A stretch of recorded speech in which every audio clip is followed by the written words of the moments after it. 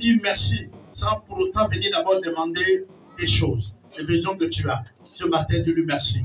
Nous voudrons donc appeler l'orateur. Nous avons quelqu'un qui nous a invité, que nous avons reçu, qui est notre invité d'honneur. Donc, sans pour autant tarder, nous allons appeler le frère Franklin avec un encouragement à venir nous encourager.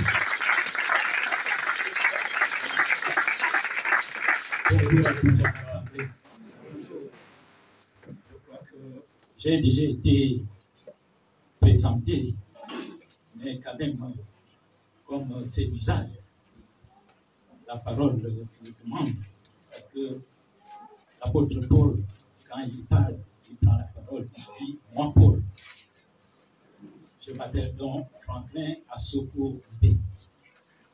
Je suis responsable national de GRN, dont Audiovie est un des membres. Donc, non seulement dans ce cadre-là, nous devions nous retrouver. Malheureusement, ceux qui devaient venir avec moi ont eu des empêchements de la dernière minute. Et Pasteur Albert, que je connais depuis plusieurs années déjà, m'avait déjà fait part de cette journée qui est très importante, non seulement pour vous, pour l'Église universelle. Amen. Parce que nous sommes tous liés par le lien du Saint-Esprit. Donc, pour cette circonstance, je ne voudrais pas être long par rapport au temps qui m'est imparti. Donc, il arrive des fois qu'on vous dit, qu'on a préparé à dire, et puis l'Esprit Saint te pousse plus loin. Donc, si je suis très emporté, faites-moi signe. Bon, donc, aujourd'hui, je voudrais attirer l'attention de toute l'Assemblée. Et aussi, surtout, vous savez qu'aujourd'hui, comme il l'a dit tout à l'heure, les prix seront décernés à certains, soit les pasteurs, soit les diacres, soit les anciens. Mais le message est pour toute l'Assemblée. Et peut-être il va être plus axé sur ceux qui sont leaders que la parole de Dieu appelle les conducteurs. Chers frères et sœurs en Jésus-Christ, le Seigneur Jésus proclame qu'il est le bon berger. Il dit, le bon berger, c'est celui qui donne sa vie pour les petits. Nous pouvons peut-être mal comprendre ces passages parce que nous n'avons pas la culture des bergers ici au Gabon. Mais dans les pays désertiques, vous allez voir que avoir un troupeau de moutons, de bœufs, c'est une très grande richesse. C'est pour cela que Jésus, il est été en Orient, où c'est difficile, le climat est rude. Pour ceux qui ont déjà fait des voyages, par exemple, à Dubaï, vous conviendrez avec moi qu'élever les animaux dans ce contexte est très difficile. Et le Seigneur, il se présente comme un berger. Et les brebis, c'est qui? C'est qui les brebis? Si le Seigneur Jésus est le berger. Les brebis, c'est nous, les chrétiens.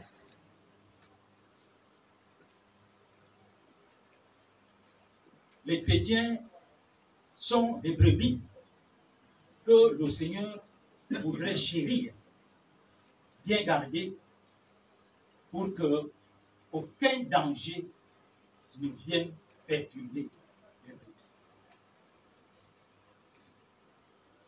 Je disais que mon propos s'adresse à toute l'Assemblée, à tout chrétien. mais je voudrais surtout attirer l'attention de ceux qui sont appelés conducteurs, pour que nous puissions tous suivre l'exemple du Seigneur Jésus. Il dit, le bon berger, c'est celui qui donne sa vie pour ses brebis.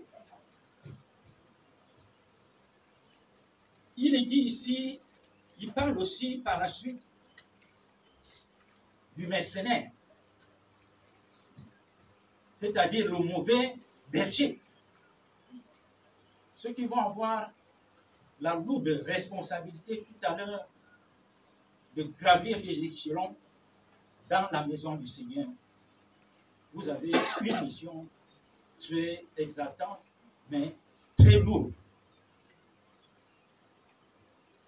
Elle est difficile. Le berger ne peut pas dormir parce qu'il doit toujours avoir une oreille attentive. Si seulement une brebis crie dans la nuit, dans l'obscurité, il est obligé de sortir. C'est la tâche qui est celle des conducteurs. Les conducteurs dans la maison de Dieu. Cette tâche, vous ne la réalisez pas seul. Vous êtes avec les anciens. Si vous êtes pasteur, vous avez les anciens autour de vous. Vous avez le conseil. Il faudrait que tout cet ensemble fonctionne en harmonie. C'est à cela que vous devez veiller. Parce que si vous donnez la direction et qu'une brebis commence à s'égarer, à prendre une autre direction, il faut vite la ramener dans le troupeau. N'oubliez pas la parole dit que l'ennemi est redoutable. Il rôde autour. Pour quoi faire? Pour attaquer le maillon faible. Cela nous amène à nous poser la question de savoir qu'est-ce que le bon berger doit faire. Quels sont les caractères d'un bon berger?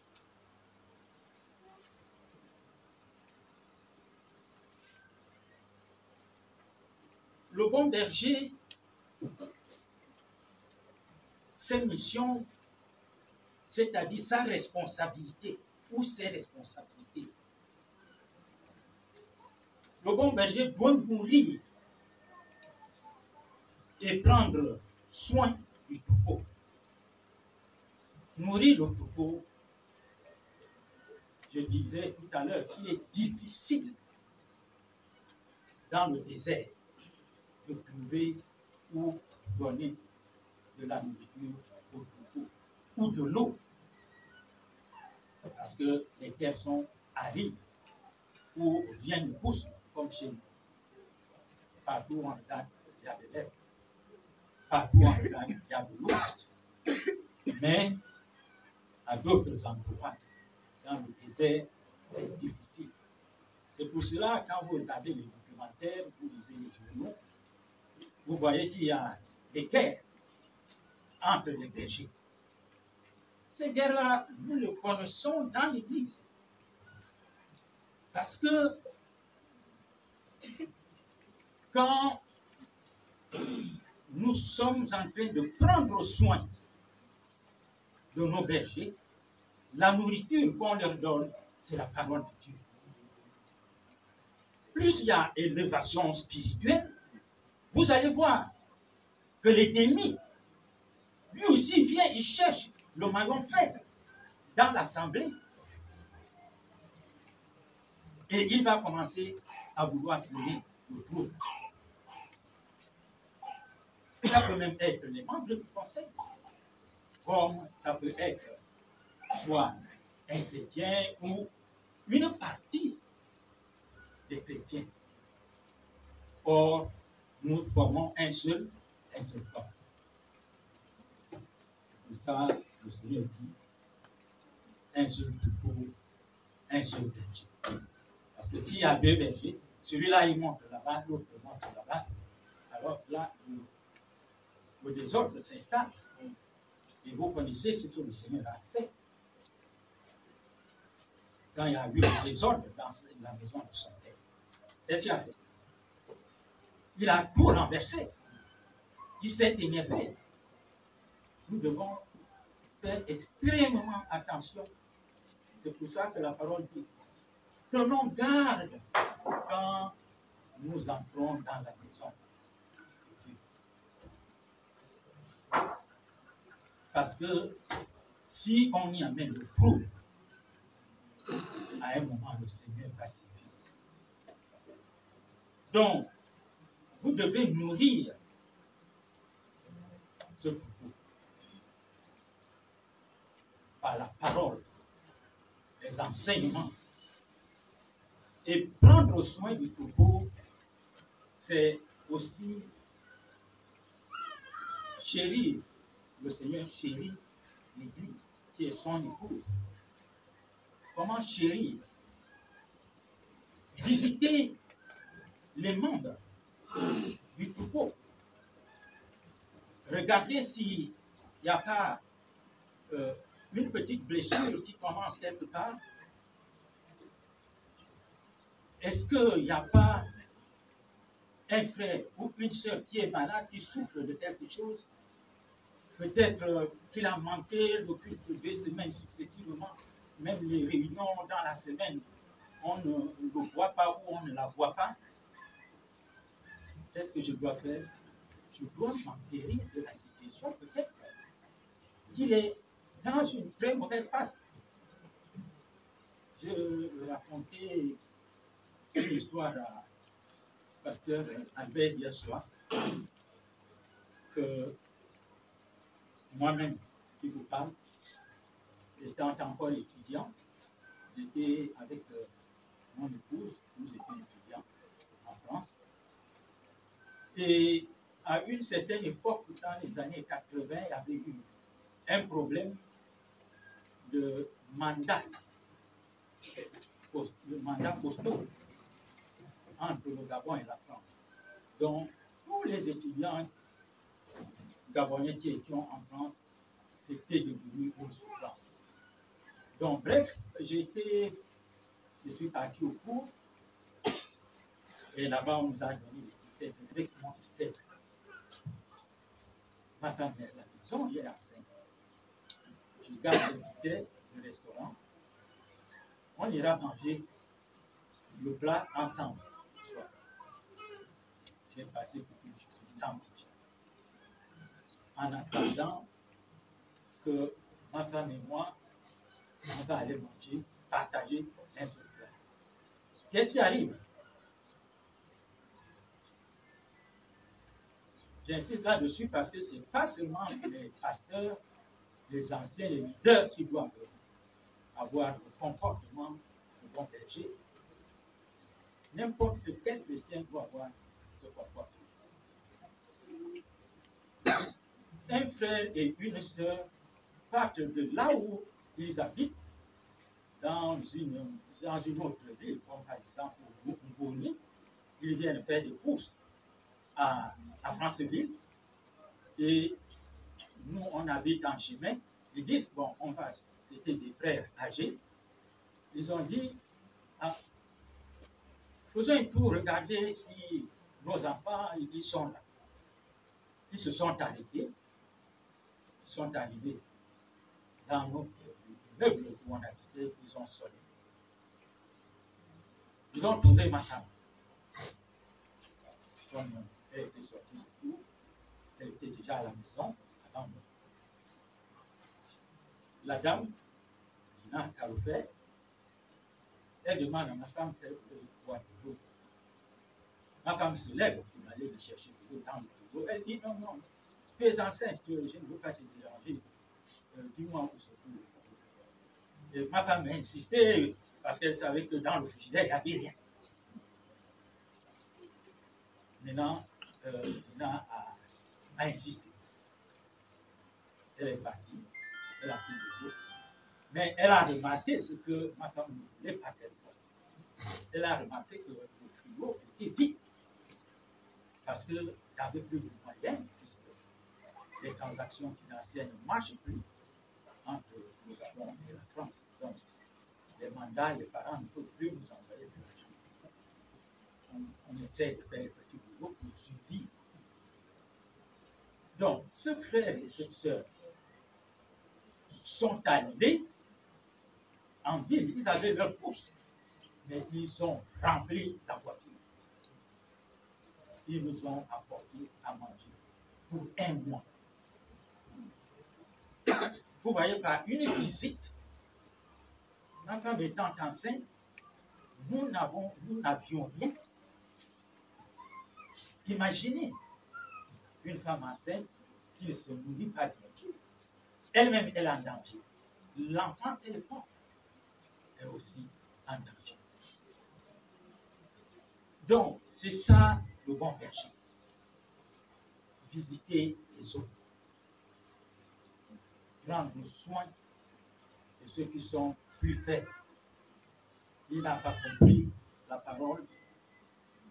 Quand on a fait l'étude avec tout le monde,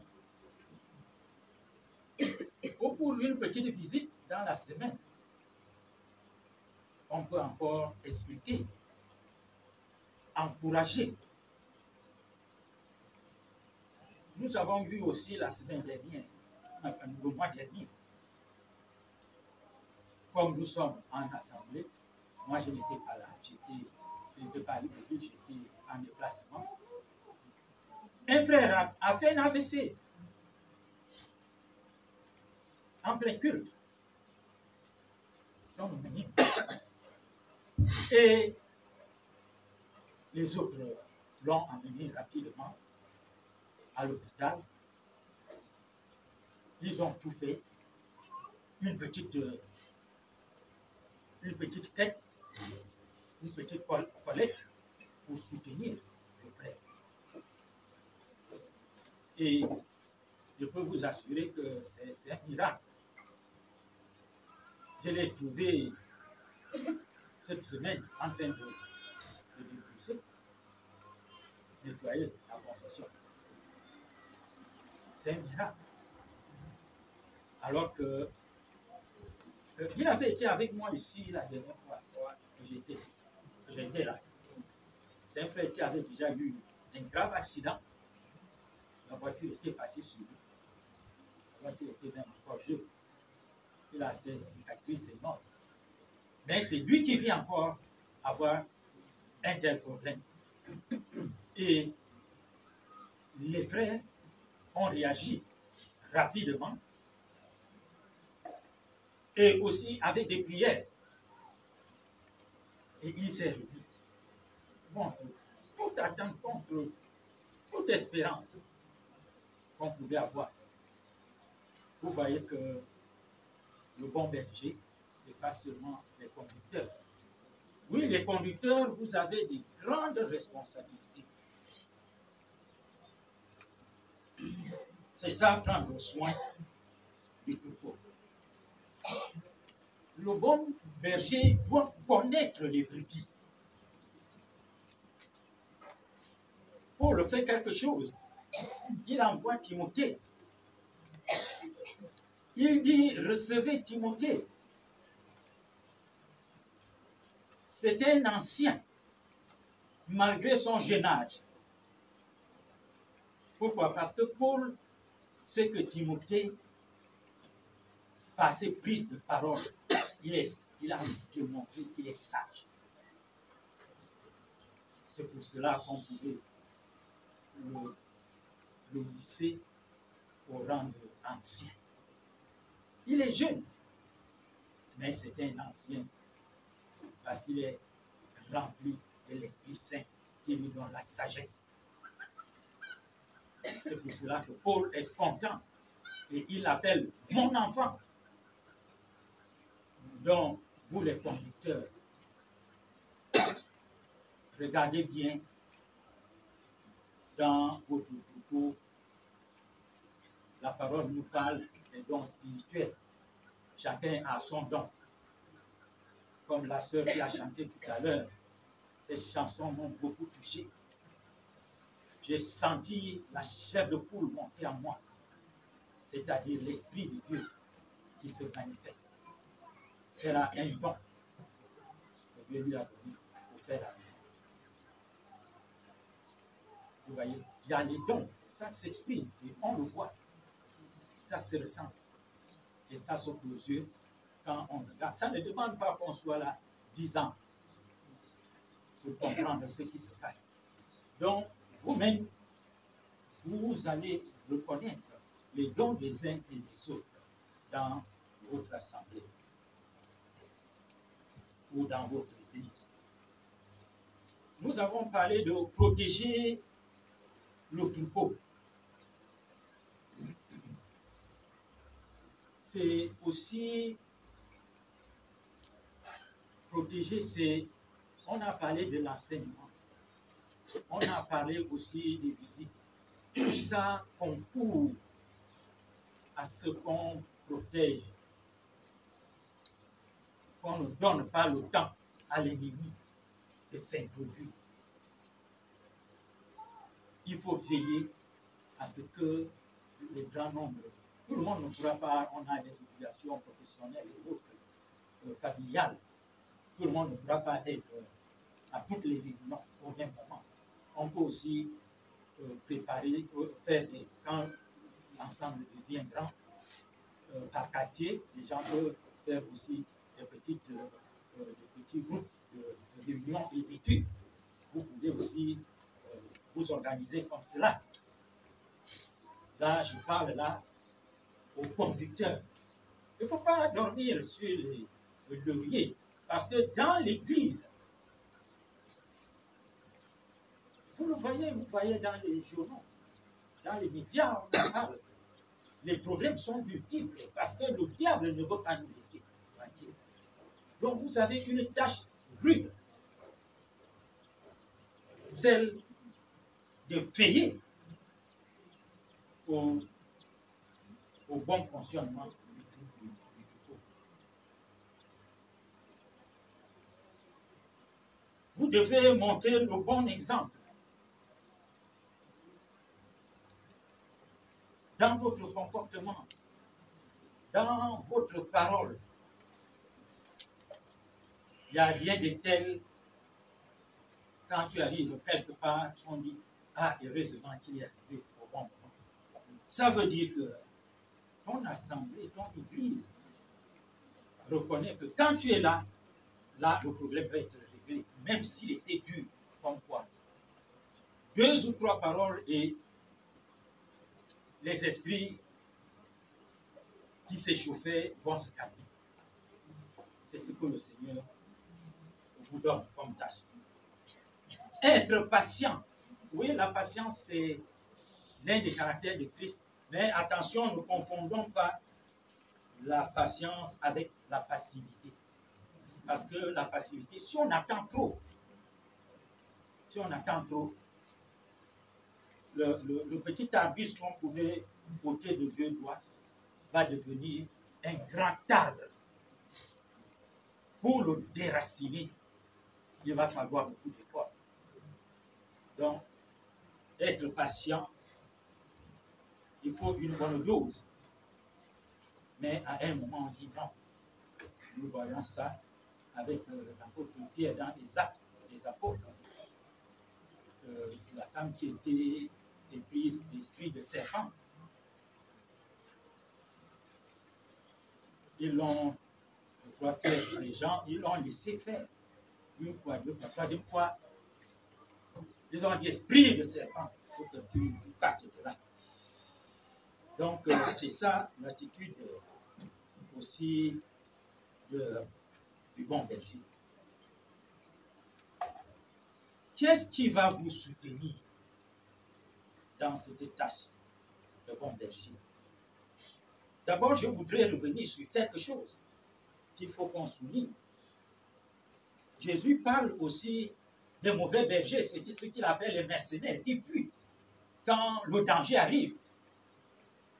Ah, tu vois déjà que je suis, bon, quelqu'un qui est affecté dans un village. Je deviens comme le président du tribunal, le juge. Tous les problèmes, on m'amène. Seigneur, est-ce que c'est pour ça que tu m'as envoyé ici? Je ne fais même plus le travail que je dois faire, annoncer la parole. Non, ça c'est ton travail. La façon que tu vas régler les problèmes. Même ceux qui sont dehors, c'est pour ça que le Seigneur Jésus dit, il dit qu'il y en a qui sont encore dehors. J'ai encore, au verset 16, hein, j'ai encore d'autres brebis qui ne sont pas de cette bergerie. Celles-là, il faut que je les amène. Comment tu vas amener ceux qui sont dehors? C'est quand il y a des situations comme ça, il faut marquer le coup. Et Jésus dit à ses apôtres qui ont veillé toute la nuit, qui ont jeté les filets, n'ont rien eu, il dit, jetez maintenant les filets, jetez encore. Donc, c'est là où tu dois jeter ton filet. Et la prise sera grande. C'est quand il y a des problèmes que ceux qui sont dehors vont venir par curiosité. C'est là que tu jettes le filet. Et tu vas les attraper. Et tu vas voir, ceux-là, ils vont même grandir beaucoup plus dans la foi, dans l'Église. Et ils deviendront aussi des bons serviteurs du Seigneur. Celui qui va vous aider, ce qui va vous aider, c'est la prière. La prière. Vous savez, votre mission, c'est d'emmener beaucoup de gens à Christ. Vous ne pouvez pas le faire de vous-même par votre propre force. Vous ne pouvez pas. Il ne faut pas dire, j'ai déjà, bon, par exemple, si on m'affecte ici aujourd'hui, je dis, ah, le pasteur Albert a déjà fait un travail. Bon, oui, la parole de Dieu dit, bon, l'un a planté, l'autre va arroser. Bon, moi maintenant, je viens seulement. Je n'ai plus besoin d'aller chercher dehors. Non! Ta responsabilité, c'est d'amener le plus grand nombre. Si le temple là est plein, Dieu veut nous donner aussi la possibilité de construire encore un autre. Et de construire, de s'étendre. C'est à cela qu'il nous appelle. De faire le travail. Les bons bergers. C'est ça que vous devez faire. Avec vos proches collaborateurs. Je voudrais qu'on regarde dans Jean 14, verset 11 à 14 aussi. 14, verset 11 à 14, dit ceci. Croyez-moi, je suis dans le Père, et le Père est en moi. Croyez du moins à cause de ses œuvres. En vérité, je vous le dis, celui qui croit en moi fera aussi les œuvres que je fais. Et il en fera de plus grandes, parce que je m'en vais au Père. Et tout ce que vous demanderez en mon nom, je le ferai, afin que le Père soit glorifié dans le Fils. Ce que nous recherchons, c'est la glorification de notre Dieu par Jésus-Christ. Il nous donne l'assurance. Et c'est pour cela qu'il dit, là où 2 ou 3 sont réunis à mon nom, je suis là, au milieu d'eux. N'ayez aucune crainte. Il dit, ce que vous allez demander au Père en son nom, il vous le donnera. Seigneur, l'affaire où on m'invite là, l'affaire est dure. Mais prenons le temps de prier, même si on t'appelle, viens vite, viens vite. Prie d'abord le genou. Prie ton Seigneur pour qu'il te donne sa direction. qui te donne la sagesse nécessaire et l'intelligence pour que tu sois rempli du Saint-Esprit pour faire face aux forces négatives qui pourraient se manifester, pas qui vont se manifester quand tu vas prendre la parole. Donc, c'est ça qui doit donner la vigueur, l'assurance.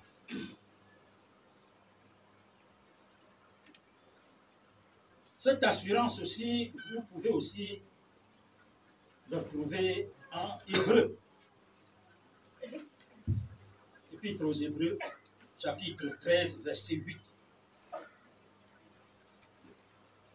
Il nous dit, Jésus est le même hier, aujourd'hui et éternellement. C'est-à-dire, tout ce qu'il nous a dit, toutes les promesses, il ne va jamais changer. Confiez-lui tout ce que vous avez à faire et il vous le fera. Ne dites pas que qu'est-ce que je vais faire, comment je peux arriver à régler tel problème. Tu as des richesses, tu as la promesse. Il te reste qu'une seule chose à faire, c'est de prier. Dieu le Père par Jésus-Christ. C'est vrai pour tout le monde. Jacques, quelqu'un est-il malade parmi vous? Il dit quoi? Appelez les anciens. Ils vont prier en envoyant d'huile. J'ai expérimenté cela. La réponse a été immédiate. Parce que la personne, avant même le matin, ça a duré peut-être 4 ou 5 heures de temps. La personne était guérie. Nous avons des merveilles dans la parole de Dieu. C'est nous qui n'exploitons pas la parole de Dieu. Peut-être par peur, par manque de foi. Et pourtant, nous connaissons cette parole. Nous la récitons. Prenez courage. N'ayez pas peur de dire aux gens, Jésus a fait quoi? Il a dit sortir. Il fait sortir tout le monde. Et il nous a dit aussi que ce qui est plus fort, on doit faire quoi? Ça va sortir par le jet. Vous avez là toutes les armes de Dieu pour mener à bien votre mission. N'ayez donc pas peur, prenez courage. Ça s'adresse à tout le monde. Tout chrétien peut faire toutes ces choses. Mais les conducteurs ont une plus grande responsabilité parce que tout le monde s'est réfait. Vous êtes sur les lumières. Comme la lumière que le photographe faisait là, tout à l'heure. C'est comme ça qu'on vous occulte pour voir est-ce qu'il a une petite faille, oubliant que tout conducteur est aussi un humain. Au lieu de regarder les grandes choses que vous réalisez, une petite chose que le Père va vouloir venir insister là-dessus pour payer la zizanie. Là, c'est le mauvais esprit qui vient s'introduire en lui. Et il faut prier pour cette personne. Il ne faut pas la chasser, cette personne. Tout au contraire, il faut la prendre, prier avec elle pour qu'elle soit libérée de l'esprit de la négation. Donc, Jésus est le même hier, aujourd'hui et éternel. Si nous pouvons le dire, Jésus est le même hier, aujourd'hui et éternellement. Ensemble, Jésus est le même hier,